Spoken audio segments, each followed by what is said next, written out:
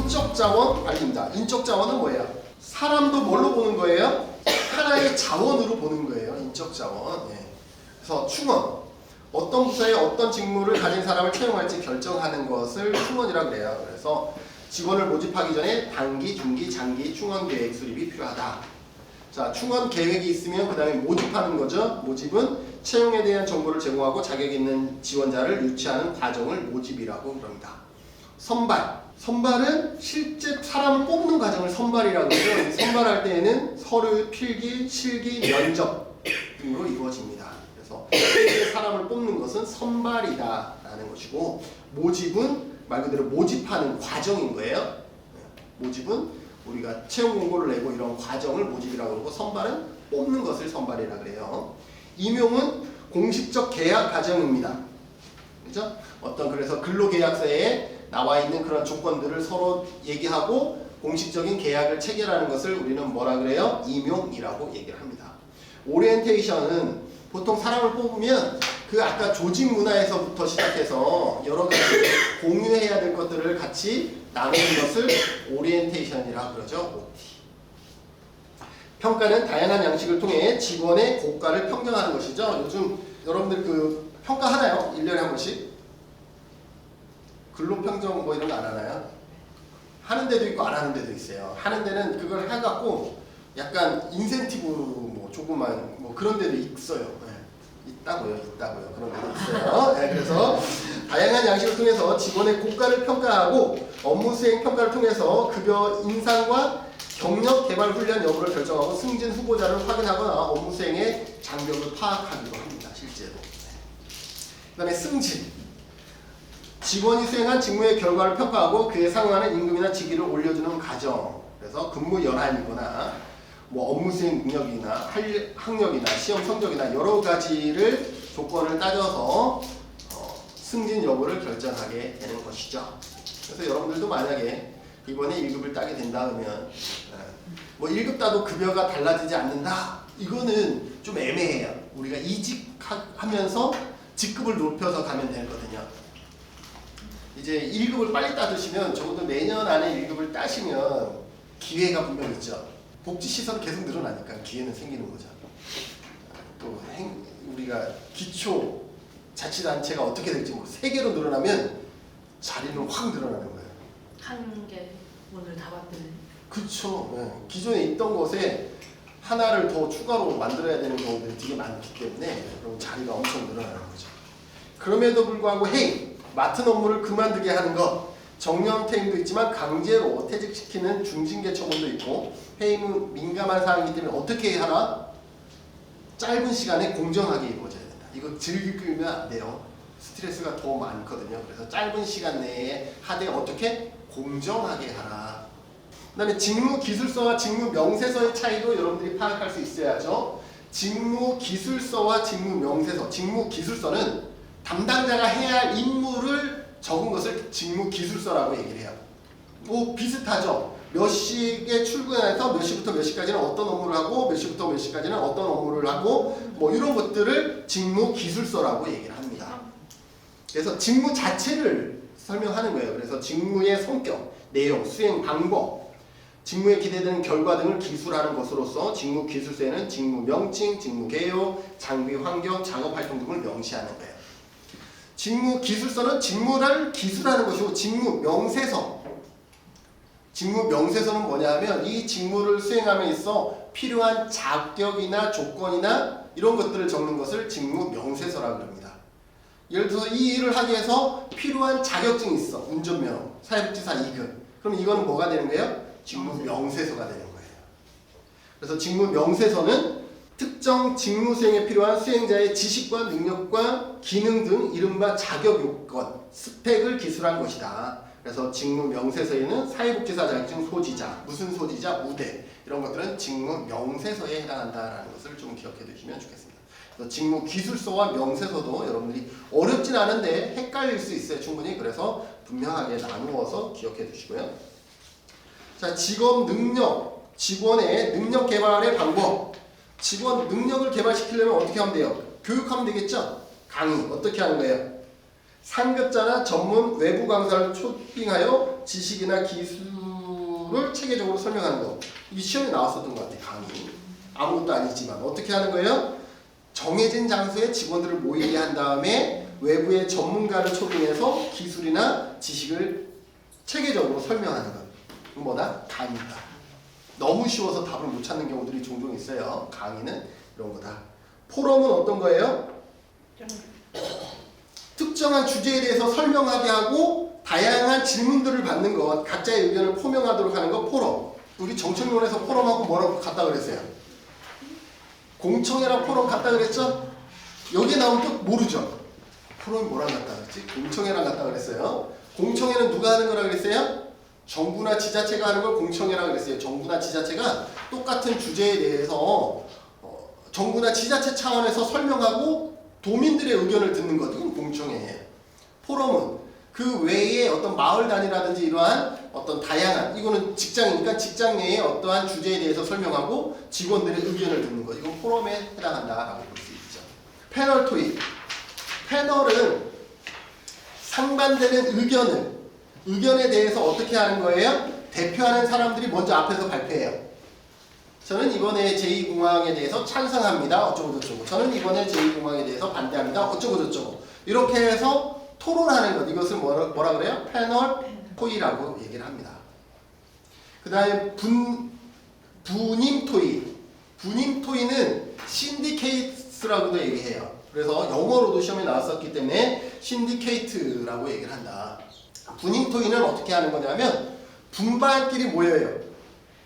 사람이 너무 많다 보니까 분반으로 나눈 다음에 그 분반 안에서 어떻게 하는 거예요? 동일한 문제에 대해서 조별로 토의하는 거예요. 그런 다음에 토의한 결과를 이제는 전체 모임에 와서 어떻게 하는 거예요? 발표하고 토론하는 것. 이것을 분임 토의 신디케이트라고 얘기를 한다. 신디. 신디케이트. 그 다음에 보수교육 아시죠? 보수교육. 네. 여러분들 다 받으시잖아요. 네. 법정 의무교육을 보통 얘기하고 사회복지 조직 구성원의 전문성을 유지하고 향상시키기 위해서 필요에 맞게 계속적으로 교육하는 것. 이것을 보수교육이다라고 얘기하고 슈퍼비전 아시죠? 네. 뭐 하는 거예요? 윗사람으로부터 직무에 관한 지도와 감독을 받는 건데 슈퍼비전의 기능이 뭐가 있어? 그 옆에 보면 미리 넘어가면 교육적 슈퍼비전, 행정적 슈퍼비전, 그 다음에 지지적 슈퍼비전. 그래서 적어도 슈퍼비전을 제시하려고 그러면 이 세 가지의 기능을 할 줄 알아야 된다라는 거예요. 교육할 수 있어야 되고 그 다음에 행정도 설명할 수 있어야 돼. 그 다음에 그 설명하는 과정에 지지적인 슈퍼비전도 필요하다라고 볼 수가 있죠. 역할 연기 아나요? 다시 앞쪽으로 와서 역할 연기. 롤플레이라고도 얘기하죠. 롤 역할. 그래서 롤플레이는 어떤 거예요? 역할을 주어진 다음에 그 역할을 진행하도록 하는 것이죠. 그 다음에 해당 사례를 연기한 후 다른 직원들이 그 사례의 내용을 평가 토론하는 일이다 라고 얘기를 하고 있어요. 역할 연기는요 이런 데도 쓰지만 당사자들이 어떤 치료의 목적으로 아들에게 아빠의 역할을 시켜보고 또 제3자에게 아들의 역할을 시킨 다음에 아빠가 했던 대로 해 그렇게 하고 하면 이 아들이 그동안은 학대를 받던 아들이 아빠의 역할을 막 하게 되는 거죠. 그러면서 뭘 느껴요? 아, 아빠가 그렇게 욕할 때 어떤 마음이었구나 뭐 이런 것들을 좀 간접적으로 느낄 수 있도록 한다든지 뭐 이런 거죠. 근데 너무 이렇게 상처되는 거는 좀 피하는 게 좋긴 하겠지만 이렇게 해서 상대방의 역할을 한번 해보게 함으로써 상대방의 입장을 좀 생각해보게 하는 거죠.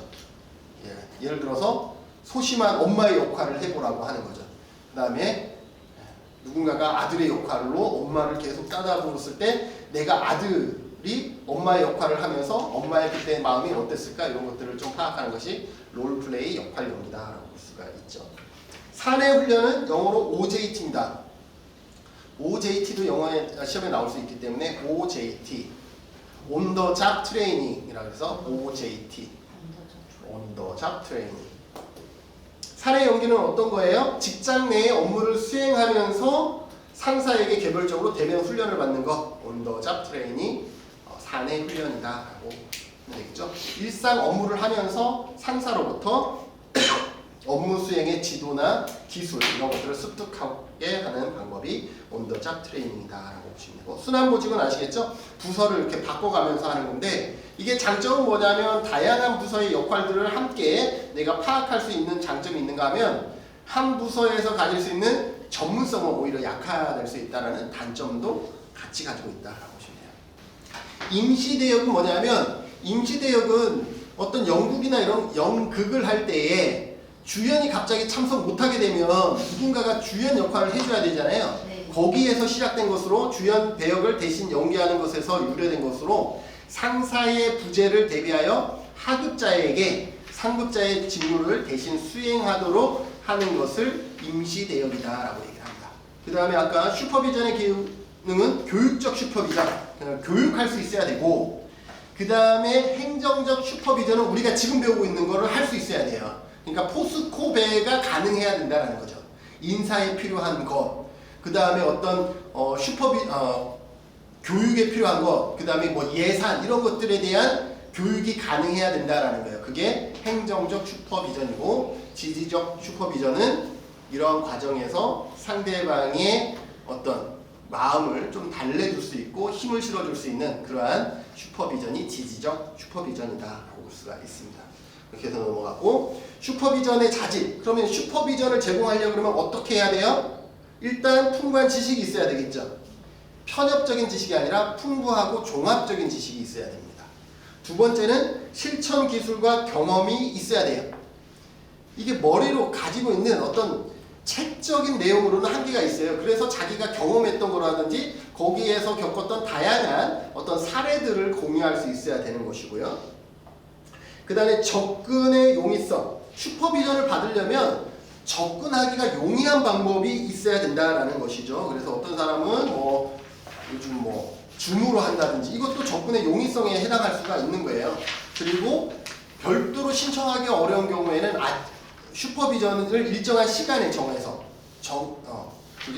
시간마다 슈퍼비전을 받을 수 있도록 아예 그런 어떤 체계를 갖춘다든지 이러한 것들이 여기에 해당할 수 있다. 그 다음에 헌신적인 사명감. 슈퍼비전은 우리가 슈퍼비전을 제공했다 그래서 그 멘티가 바로 바뀌진 않아요. 그래서 바뀔 수 있는 그런 때까지 어떻게 참고 계속 지지해 줄 수 있는, 그래서 헌신적 사명감이 좀 필요할 수 있고요. 솔직한 태도. 슈퍼비전은 아까 교육적, 행정적, 지지적인 역할이 필요하다 그랬는데 이 모든 것을 다 잘할 수는 없어요. 그죠? 하다 보면 자기가 모르는 부분들이 있어요. 특히 행정적인 영역에서 모르는 부분이 있을 수 있잖아요. 그러면 어떻게 해야 돼요? 겸손히 이건 내가 잘 모르는데 확인해서 가르쳐 드리겠어요 라고 얘기할 수 있는 그 정도의 용기는 있어야 된다라는 것이 솔직한 태도이고, 긍정적 보상, 칭찬과 인정을 우리가 어떻게 해야 된다? 잘 할 수 있어야 된다. 그 다음에 슈퍼비전의 모형. 콜세드의 모형에 보면 개인 집단 슈퍼비전은 슈퍼바이저 한 사람이 몇 명에게 슈퍼비전을 주는가에 따른 분류입니다. 슈퍼비전 한 사람이 한 사람에게 주면 개인 슈퍼비전이 되는 거고, 여러 사람에게 주면 집단 슈퍼비전이 되는 거죠. 직접 슈퍼바이저를 만나느냐에 따라서 직접 슈퍼비전이 될 수가 있고, 만나지 않으면 간접 슈퍼비전이 될 수가 있죠.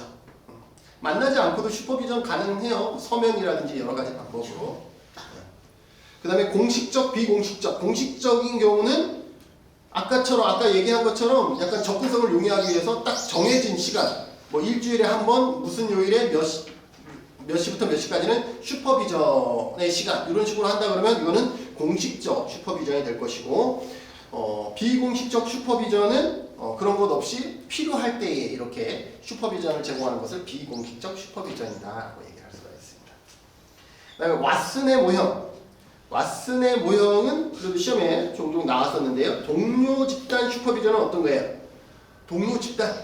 구성원 모두가 서로가 서로에게 조언을 해줄 수 있는 이러한 상태를 동료 집단 슈퍼비전이다라고 얘기를 합니다. 그래서 모든 집단 구성원이 동등한 자격으로 서로에게 슈퍼비전을 제공하는 것을 동료 집단 슈퍼비전 기억해 두시고요. 직렬 슈퍼비전은 같은 직렬에 두 업체가 동등한 자격으로 슈퍼비전을 상호 제공하는 거예요. 그래서 지역 조직팀과 사례관리팀장의 상호 슈퍼비전을 제공하는 것을, 팀장끼리 서로 얘기를 주고받는 것은 직렬 슈퍼비전에 해당한다. 팀 슈퍼비전은 다양한 성격을 가진 구성원으로 팀을 구성하는 팀 내에서 이루어지는 것은 팀 슈퍼비전. 개인 교수 모델은 1대1 관계로 슈퍼바이저와 슈퍼바이지가 1대1 관계로 슈퍼비전을 주고받는 것을 개인 교수. 슈퍼비전 집단은 한 명의 슈퍼바이저와 여러 명의 슈퍼바이지로 구성된 거예요. 대표적인 게 뭐냐면 사회복지 현장 실습지도. 한 사람이 5명 주도하잖아요. 이거는 뭐예요? 집단 슈퍼비전이다. 슈퍼비전 집단이다. 라고 얘기를 할 수 있습니다. 매슬로의 욕구 이론은 어떤 거예요? 매슬로의 욕구 5단계. 생리적 욕구, 안전의 욕구, 소속의 욕구, 존경의 욕구, 자아실현의 욕구가 어떻게 되는 거예요? 순차적으로 이루어진다라는 거죠. 단계서를 얘기하잖아요. 그래서 하위 욕구가 충족돼야 상위 욕구에 대한 갈망이 생긴다라는 어떤 단계서를 설명하고 있는 것이 매슬로의 욕구 5단계다라고 볼 수가 있는 것이죠. 그 다음에 허즈버그의 2인 요인. 허즈버그는 위생 동기 이론을 얘기를 하죠. 허즈버그의 위생 동기 요인. 그래서 허즈버그는 동기 요인과 위생 요인이 나누어졌다라고 얘기를 해요. 우리가 일반적으로 전통적인 관점에서 보면 어떻게 하냐면 만족하지 않으면 뭐가 되는 거예요?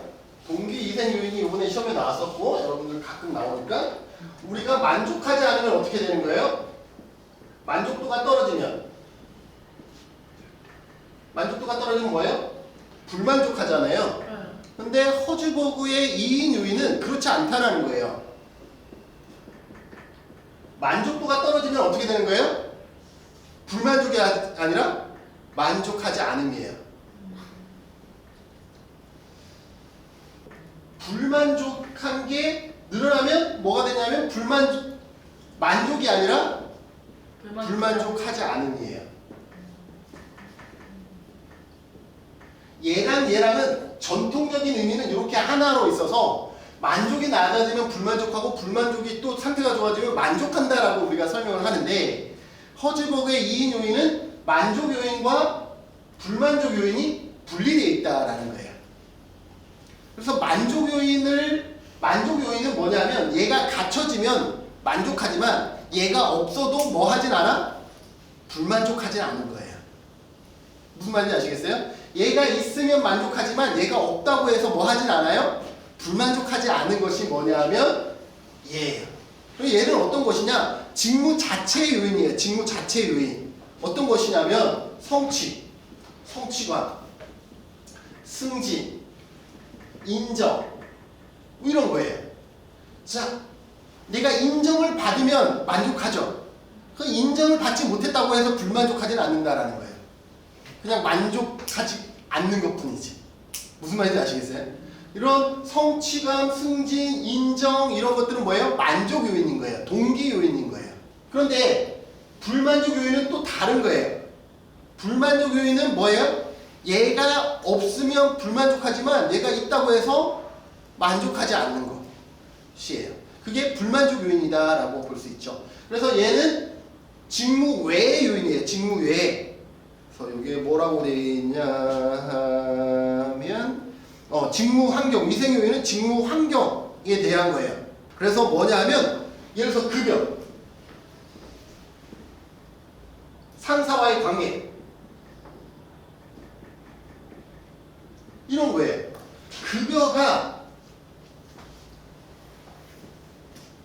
급여가 뭐라고 해야 되나?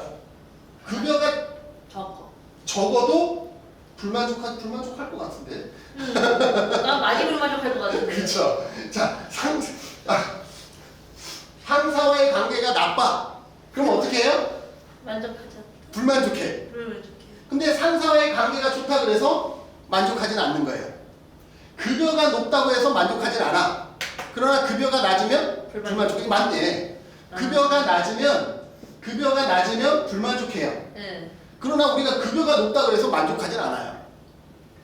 약간 그렇지 않아요? 맞아요. 여러분 급여 많다고 해서 만족해 봤어요? 좀 더 많았으면 좋겠다는. 뭐 항상 그렇잖아요. 그래서 이 급여는 많다고 해서 만족하진 않지만 급여가 적으면 불만족하는 요인이에요. 상사와의 관계가 좋으면 만족하지만 만족하진 않아. 관계가 좋다 그래서 그냥 그런가 보다 해요. 상사구나. 그냥 그럼 저 사람들은 저런 거구나 이렇게 하지만 관계가 안 좋으면 엄청 까죠. 불만족이 심한 거예요. 이처럼 급여나 상사의 관계 이런 것들은 근무 환경 외의 요인으로 불만족 요인인 거예요. 그래서 불만족 요인은 뭐예요? 위생 요인.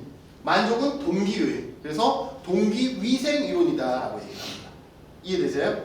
그래서 이런 것들. 이게 이번에 시험에 나왔었던 거고요. 그 다음에 알더퍼의 ERG 이론이에요. ERG는 이 각각의 영어 단어의 앞자를 뺀 거죠. 존재, 관계, 성장. 그래서 ERG 이론인데 이 알더퍼의 ERG 이론은 매슬로의 욕구 5단계가 좀 비슷해요. 존재는 뭐예요? 생리적인 거예요. 그래서 뭐하고 같아? 매슬로의 욕구 5단계 1, 2단계와 같죠. 그죠? 그런데 욕구 관계는 관계 욕구는 어디에? 3, 4? 뭐 이 정도에 좀 가깝나요? 네. 그 정도 가까운 거예요. 성장은 뭐 4, 5 정도 이렇게 좀 겹쳐서 설명할 수도 있죠. 이처럼 매슬로의 욕구 5단계가 비슷한데 얘와 매슬로의 욕구 5단계의 차이는 더 근본적인 차이는 뭐냐면 얘는 알더퍼의 ERG로는 욕구의 단계가 미리 정해져 있는 것은 아니다라고 얘기를 해요. 단계가 정해진 게 아니기 때문에 예를 들어서 존재의 욕구가 없더라도 관계의 욕구를 먼저 욕구가 생길 수 있다라는 거예요. 쉽게 얘기하면. 그래서 한 시점에 또 2개 이상의 욕구도 동시에 발생할 수가 있는 거죠. 매슬로의 욕구 5단계는 하나가 충족돼야 다른 것에 대한 욕구를 갈망하는데 얘는 이렇게 단계설이 아니기 때문에 존재의 욕구와 관계의 욕구가 다 필요한 거죠. 그렇잖아요. 나는 먹고 살기도 어렵지만 난 여자친구 사귀고 싶다. 이건 뭐예요? 존재의 욕구와 관계의 욕구를 동시에 지금 하고 있는 거잖아요. 네. 매슬로의 욕구 5단계에 의하면 어떻게 되는 거예요? 일단 생존부터 해야 돼요. 생리적 욕구, 그 다음에 안전의 욕구가 있어야만이 그 다음에 뭐가 있는 거예요? 사랑, 소속의 욕구가 있는 거예요. 그래서 안전의 욕구, 그러니까 예를 들어서 지금 우리 청년들이 결혼을 안 하는 이유가 뭐냐? 왜요? 집이 없어. 그냥 안전의 욕구가 해결되지 않았기 때문에 결혼의 욕구는 아예 시작도 안 한 거예요. 이렇게 설명되는 게 매슬로의 욕구 5단계인데 알더퍼의 ERG 이론은 내가 지금 직장도 없지만 연애하고 싶어. 뭐 이런 거예요. 오늘 밥 먹을 돈도 없지만 여자친구 사귀고 싶어. 이런 거예요. 이거는 알더퍼의 ERG 이론으로서 동시에 2가지 이상이 공존할 수도 있고 이게 단계의 입장, 어떤 순서가 정해진 것도 아니다라고 설명하는 것이 알더퍼의 ERG 이론이다라고 보시면 돼요. 그 다음에 맥클리랜드의 성취동기 이론. 성취동기 이론은 성취는 어떤 거예요? 어떤 관계를 성공적으로 수행하고자 하는 동기를 얘기를 하는 거죠. 그래서 권력 욕구, 그 다음에 친화 욕구, 그 다음에 성취 욕구 이런 것들이 있다. 권력 욕구는 타인에게 영향을 미치고 통제하려고 하는 욕구이다 라는 거예요. 이게 권력 욕구는 뭐야? 타인에게 영향을 미치고 통제하려고 하는 것은 다른 말로 말하면 뭐겠어요? 그 타인이 자기가 하고 싶어하는 방향이 아닌 반대쪽으로 선택할 수 있도록 하는 것이 통제인 거죠. 자기가 하고 싶어 하는 쪽으로 하는 것은 통제가 아닌 거잖아요. 내가 A 쪽으로 가고 싶은데 그 반대쪽인 B 쪽으로 가게 하는 것이 통제의 욕구다라고 볼 수가 있죠. 친화 욕구는 친밀한 대인관계에 대한 욕구고 성취 욕구는 높은 기준을 정하고 이를 달성하고자 하는 욕구다. 그래서 맥클리랜드의 성취 동기 이론을 얘기를 하고 있고 맥그리거의 XY 이론은 아까 설명했어요. 그죠? 네. 어디에서 설명했더라? 오늘 앞에서. 거기서 설명했어요. 그죠? 인간관계 이론 다음에 그 다음에 뭐 맥클리랜드의 아니다. 맥그리거의 XY 이론 그 다음에 Z 이론까지. 과학자나 예술가는 Z 이론에 기반한다. 여기까지 설명을 했었죠. 동기부여의 과정 이론. 아담 스미스의 형평성 이론. 아담 스미스의 형평성 이론은 자신의 노력이나 공헌 대비 보상의 크기가 준거물인 타인과 비교하여 형평성을 평가하는 것이다 라는 거예요. 무슨 말입니까? 자신의 노력과 공헌 대비 보상. 내가 이만큼 노력했는데 보상이 100만 원인데 저 친구를 봤더니 이만큼 노력했는데 저 친구는 200만 원 받아. 그러면 형평성에 기반한 거예요? 안 한 거예요? 안 한 거예요. 이처럼 자신의 노력과 그 보상을 누구와? 타인과 그 증거물의 대상이 타인과 비교해서 형평성을 얘기하는 거죠. 형평성은 뭐예요? 같은 조건이면 같게, 다른 조건이면 다르겠는데 똑같이 100만 원의 노력을 했는데 나는 100만 원 받고 저 친구 200만 원 받았어. 형평적인 거예요? 아닌 거예요? 아닌 거죠. 형평성, 공평성에 위배되는 되는 거잖아요. 그래서 아담스의 형평성 이론은 그것이고, 그 다음에 브룸의 기대 이론이에요. 브룸의 기대 이론이 좀 어렵죠. 여기 보니까 앞글자를 떠서 VI이라고도 얘기를 해요. 그래서 유의성, 그 다음에 수단성, 기대감이 있어요. 그럼 이렇게 되는 거예요. 열심히 하면 1급을 딸 거야, 기대감.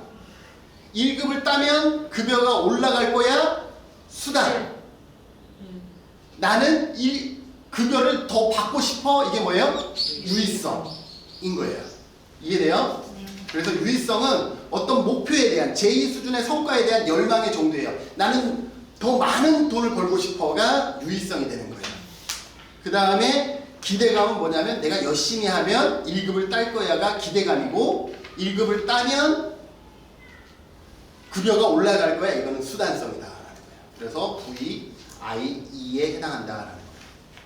이해되세요? 네. 그렇게 한번 적어서 한번 해보시면 이게 여기 글자로 나눴을 때 좀 애매하지만 급여 인상에 대한 기대, 이거는 유의성. 내가 노력하면 1급을 딸 거야, 이거는 기대감.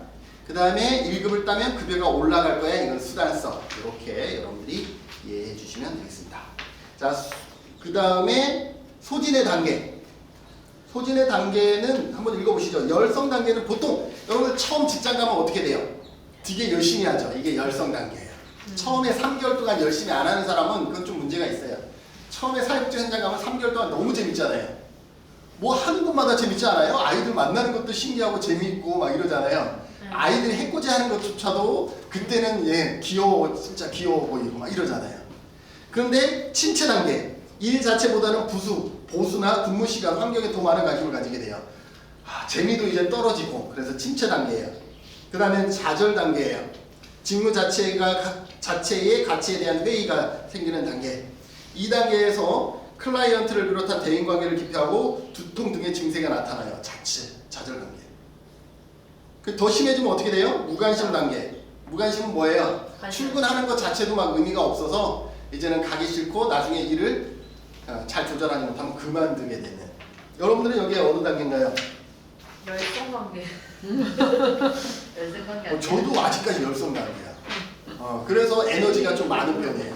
우리랑 너무 재밌어. 그래서 사람들이 나보고 일 좀 그만하라고 하는데 난 정말 다 좋아서 하는 거거든요. 그 뭐 프로필 사진 그거 내가 좋아서 하는 거고. 내가 사전법인 만들어서 이렇게 원래 예산 분석도 했거든요. 내년. 그래서 막 보도자료 내고 막 이랬어요. 그럼 저녁 시간에 남아서 막 우리끼리 해야 돼. 좋아서 했어요. 그러니까 아직까지는 열성 단계인데 모르죠. 이제 이러다가 몸 어디가 하나가 좀 망가지면 그 다음부터는 이제 이미 달라지겠죠. 경고 당하셨잖아요. 병원에서 경고하셨잖아요. 아직 약을 먹고 있는 거 아니에요? 경고했잖아요. 마라톤 했다고 했잖아요. 그건 의사 선생님 1~2km로 마라톤. 조직 차원에서 소진 방지 전략, 이것도 한번 여러분들이 읽어보세요. 그래서 소진을 방지하기 위해선 어떤 게 나는 개인적으로 나는 제일 많이 쓰는 게 뭐냐면 끊임없이 공부해요. 그러니까 새로운, 예를 들어서 챗 GPT가 나오면 이것도 한번 해보는 거예요. 그랬더니 이제 또 재밌는 거야. 막 보고서 작성하는 게 너무 재밌어. 예전에는 글자 하나 쓰는 게 너무 스트레스였는데 이제 보고서 작성하는 게 너무 재밌는 거예요. 그러면 막 더 하게 되고 막 이런 거죠. 두 번째는 뭐냐면 슈퍼바이저를 잘 두는 게 또 방법인 것 같아요. 정말 힘들 때에 그 슈퍼바이저는 내가 새내기 때는 나보다 위에 선배나 이런 교수님이나 이런 분이 슈퍼바이저가 될 수 있지만 지금은 사실은 좋은 동료만이라도 좋은 슈퍼바이저가 될 수 있는 것 같아요. 아까 적어도 지지적인 역할을 해주잖아요. 슈퍼바이저는 3대가 있었죠. 뭐예요? 교육적인 역할, 그 다음에 행정적인 역할, 지지적인 역할. 그러니까 지지적인 역할만 잘해줘도 지금은 충분해요. 왜냐하면 교육이나 행정은 나도 알고 있잖아요. 그러니까 몰라서 힘든 게 아니라 마음이 심란해서 힘든 거니까 지지적인 역할. 그런 거잖아요. 그래서 소진 방지를 하기 위해서는 물리적 환경을 잘 배치하는 것도 방법이고 업무량을 약간 줄여주거나 휴식을 취하게 하거나 담당자를 참여시켜 의사소통에 약간 같이 이렇게 낑겨주거나 정서적인 지지 또 아니면 교육이나 훈련을 좀 받을 수 있도록 시간을 배려해 준다든지 조직 문화를 긍정적으로 좀 바꿔본다든지 비효율적인 작업들을 좀 제거한다든지 이렇게 하면 상당히 소진을 예방하는 데 도움이 될 것이다. 그렇죠.